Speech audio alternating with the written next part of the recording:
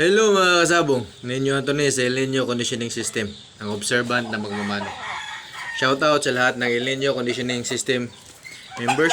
Shoutout sa lahat ng El Nino Conditioning System user. Shoutout sa lahat ng aking mga subscriber. At shoutout sa lahat ng aking mga viewers. So, unboxing po tayo ng gift galing sa La Trinidad Benguet, Baguio. Ito po, unboxing. Tari po dumating. Salamat Kuya Winsley Guzman. Salamat po sa 4 na tari na bigay nyo po. Ito na po, ito na po. Ito na po yung tari. Bago. You know, bago. Salamat po Kuya Winsley Guzman ng La Trinidad Benguet. More winning sa inyo. Kontakin mo lang po ako about sa galaw ng manok mo. Siguro magaling maayos na galaw ng manok mo dahil sa sistema ko, dahil hindi ka na nagme-message. Ganito lang po sa lahat ng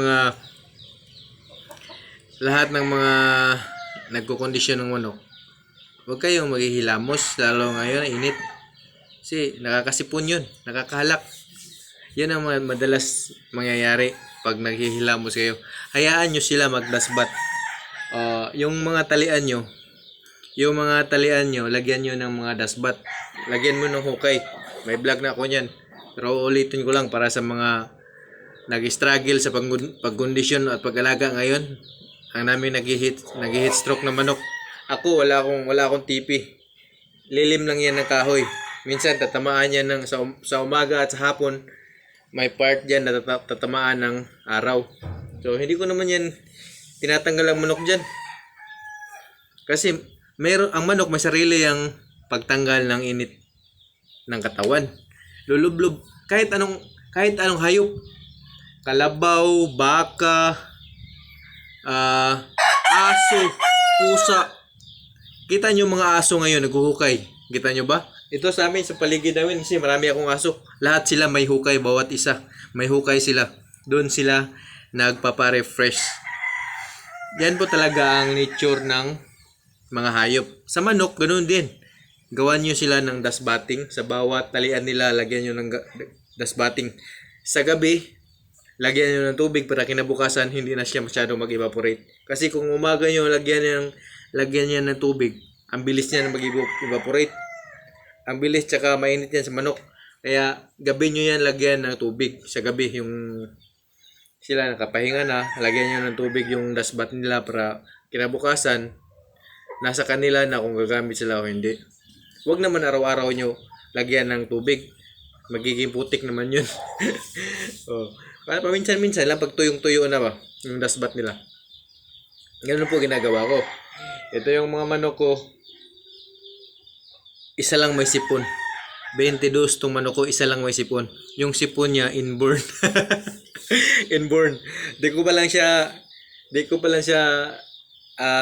ginamot masyado kasi excuse me.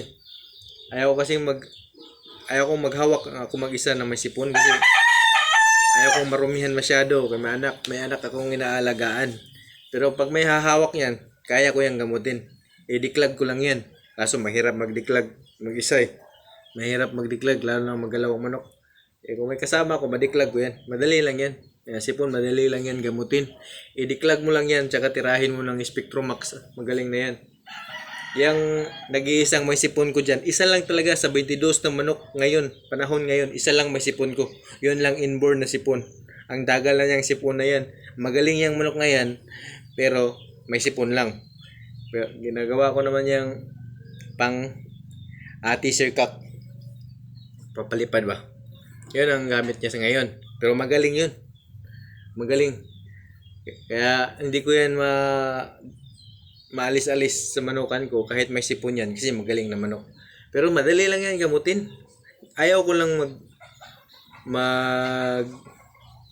diklag mag-isa kasi ang hirap banatan. Ang hirap idiklag basta ko lang mag-isa. Kaya yung manok na yan, gagamutin ko yan. Baka mamaya konti, babalik na yung bayaw ko. I-declag ko yan ngayon. Susubukan kong i-declag. Kung ilang, i-live ko sa Facebook kasi bawal ang manok dito sa YouTube eh. I-live ko sa Facebook sa Ninyo Anthony Muanya Facebook page ko. Doon nyo makikita kung paano i-declag. Ang gagamitin ko lang is Vino Kulapo. Vino Kulapo na kasi yung yung alak kasi maraming umiinom dito ng Vino Kulapo. Hingi lang ako ng konti. Kasi mahal ng Bactidol. Pareho lang 'yun, alcohol.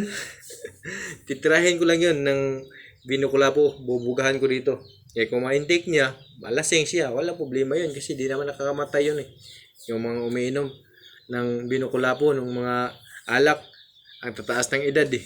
Okay lang 'yun. Tirahin mo ng declag dito tapos sundutin mo ilalim ng bibig. Ganyanin mo ng bulak o di kaya baka maiwan ang bulak, lang yung towel. Puti na towel or malinis na towel or panyo. Ganyan, hugutin nyo lang ganun. Birahin yung ganun. Madali lang yan, gamutin is 22 manok ko. Isa lang ang may sipon inborn. Hindi ko yan ginagamot kasi ako lang mag-isa. Ang hirap maggamot mag-isa. Ang hirap mag-declag. Ang hirap gumagaling yan. Gumagaling, mawawala. Babalik na naman kasi inborn yan ng sipon niya. Kaya ngayon, mamaya konti, pagdating ng bayaw ko, i-declag ko yun. Pakita ko sa Facebook ko. I-declag ko yung may sipon kong manok. Ang galing nun. Yung talisayan na yun kahit hindi yun marunong dumapo. Hindi yun marunong dumapo sa kanyang tea. Ginawan ko siya ng tea na nilagay ko lang siya sa puno ng kahoy. Kaya doon lang siya. Ayaw niya lumipad eh. Pero magaling pumalo. Kaya hindi ko siya ma-dispatcha. Kasi gusto ko rin yung kulay niya, talisayin. Gusto ko rin yung mga talisayin. Winning line din sa akin yun. Yung mga talisayin na yun. Kaya magaling talaga. Kasi may din ako, may marunong na ako tumingin ng palo ng manok. Kaya lahat nga ng mga manok dito na mapupunta magpinan, sabi ko dalhin nyo yan, papalo yan, pagbalik panalo. Ganyan ako manok ko, tinitingnan ko yan sa sparring kung anong palo. Kaya salamat kuya Winsley Guzman sa tari mo. Ito magagamit bukas, subukan to sa aking mga bayaw. Sila gagamit nito bukas. Kuya Winsley Guzman, salamat po sa iyo. La Trinidad Benguet, Baguio. Na 4 na piraso itong binigay niya sa akin. Yan 4, puro bago yan, bago talaga yan, bago yan. Salamat kuya Winsley Guzman sa La Trinidad Benguet, salamat sa tari mo. Kung sinong gustong magbigay sa akin ng tari, VIP kayo sa akin, bigyan ko kayo ng mga sistema, i-assist ko kayo sa mga laban. Kahapon nag-assist ako. Ang galing ng palo ng manok niya. Panalo manok niya. In-upload ko. Tingnan nyo palo. Walang sugat yan. Dito lang daw sugat yan. Dito lang. Matagal yung napatay kasi matibay kalaban. Pa-champion kalaban yan. Kaya dito lang sugat ng manok niya. Ganyan tayo mag-kondisyon ng El Nino conditioning system. Ako nag-assist niyan. Tsaka first time niya mag-derby. Yung upload ko na yan sa Facebook, first time niya mag-derby, nagpa-assist siya sa akin. At member yan sa El Nino conditioning system. Kita nyo, walang sugat na naman. Dito lang yan. Apak tari, sariling tari lang yung naapakan niya. Kaya ganyan po mag-kondisyon ng mga El Nino conditioning system members. Napakagaling ng palo. Laging nakakauna. Malas ka na lang kung hindi. May problema sa cutting manok mo pag hindi ka makasugat. Pag naka-El Nino conditioning system ka, may problema sa cutting manok mo pag hindi ka pa makasugat. Ganyan po tayo ka-confident sa ating mga tinuturuan na member ng El Nino conditioning system. Kaya kayo sa hindi pa mga member, mag-PM lang kayo sa FB page ko, Ninyo Anthony Muanya sa Facebook at Ninyo Anthony Muanya sa YouTube. May mga nagko-comment dyan, sinasagot ko. Basta hindi lang sikreto ng El Nino conditioning system, sasagutin ko. Pero pag sikreto na, doon ka mag-PM ka na lang sa akin. Kasi may mga tanong tayong pwede sagutin public, may tanong tayong sa atin lang kasi yan ang sikreto ng El Nino Conditioning System kung paano paggalawin ang manok ng pinakamagaling na palo.